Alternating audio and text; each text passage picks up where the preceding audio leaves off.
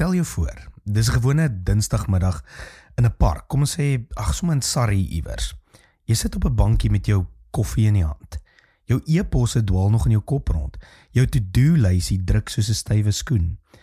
En voor jou hardloop daar 'n klomp kinders agter 'n bal aan. Welkom by die Sepcast, die tuiste van die nommer 1 netwerk vir jou lewe. Hier draai ons geliefde stories op hulle koppe, kyk na wat die geskiedenis dalk misgekyk het en ontdek saam hoe Jesus ons nooi in 'n groter storie in daar waar ons bly, werk en speel. Niemand van hulle het oorlosies aan nie. Niemand meet hulle prestasie nie. Niemand vra, wat kry ek uit hierdie uit nie. Hierdie kinders speel net. En as jy lank genoeg kyk, begin jy iets raak sien. Daar is 'n vorm van vryheid, waarna volwasse mense dikwels en heimlik na hunker. Maar nie meer weet, eintlik hoe om daarby uit te kom nie. Ons het 'n vreemde manier om oor geloof te praat. Ons sê dinge soos, Jesus red jou siel, of hy vergewe jou sonde. En dit is natuurlik alles waar, maar as jy mooi luister, klink dit soms asof God se grootste droom vir jou is, dat jy net deurkom. Soos iemand wat op 'n rowwe see in 'n lewensboei lê, gered ja, maar koud, styf, bang, vasgeklem. En dan lees jy die evangelies. Jy ontdek, Jesus loop nie deur Galilea rond en bou net lewensboeie nie. Hy nooi mense om saam met hom te leef. Hy sê nie net, kom ek red jou van iets nie. Hy sê, volg my. En dit beteken, kom, loop, beleef, ontdek, proe. In Matteus 18 roep hy 'n kind nader.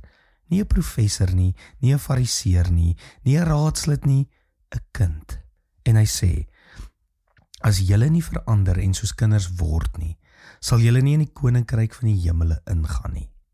Ons het dit so geestelik gemaak dat ons vergeet het hoe prakties dit eintlik is. Kinders speel, kinders leef oop, kinders is nie besig om hulle eie beeld te bestuur nie. Met ander woorde, Jesus gebruik nie kinders as 'n oulike voorbeeld nie. Dis nie gou kindertjies voor die diens by die dominee en ons doen ietsie ouliks in die kerk nie. Hy gebruik hulle as 'n teologiese verklaring. Die koninkryk van God lyk meer soos 'n speelgrond eerder as 'n raadsaal. As jy kyk na die Bybel se eerste bladsy, dan is dit nogal interessant, nê? Die wêreld begin nie in 'n kantoor nie, maar in 'n tuin. Nie 'n fabriek nie, 'n tuin, 'n plek van kleure, geure, ontdekking, kreatiwiteit, God wat vir die mense sê, kom, speel saam met my, noem die diere, ontwikkel die aarde, maak mooi, skep.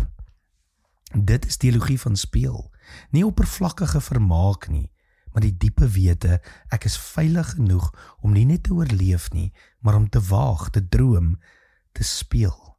Die probleem is, die lewe gebeur.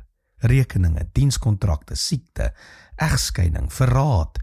En sonder dat jy dit agterkom, skuif jy van speelgrond na oorlogskamer. Jy leef heeltyd in verdediging modus. Elke dag is 'n geveg om te beheer, te beheer, te beheer. En dan begin jy glo, volwassene wees is gelyk aan hard wees, verantwoordelik wees is gelyk aan altyd ernstig wees. Maar daar is 'n ander storie.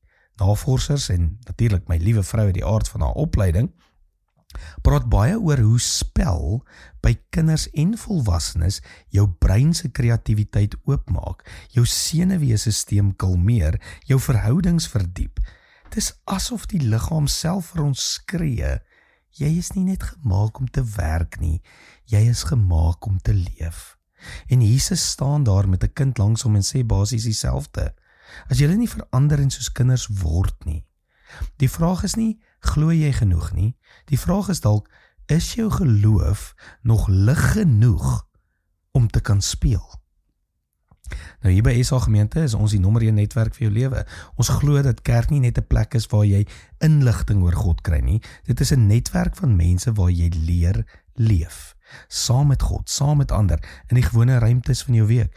Miskien beteken hierdie podcast vir jou net een klein stap, om vanaand op die vloer saam met jou kind te gaan lê en Lego bou, om 'n wandeling te gaan maak sonder jou foon, om 'n stokperdjie weer op te tel wat lankal stof vergaar, om met God te praat, nie net as regter nie, maar as Vader wat sê, kom speel saam met my in hierdie lewe wat ek vir jou gee.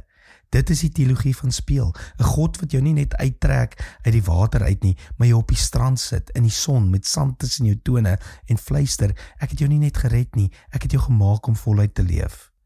Mag jy hierdie week iets doen wat geen produktiewe nut het nie, behalwe om jou weer te herinner, die koning het jou nie net kom red nie, hy het jou kom nooi om saam met hom te speel.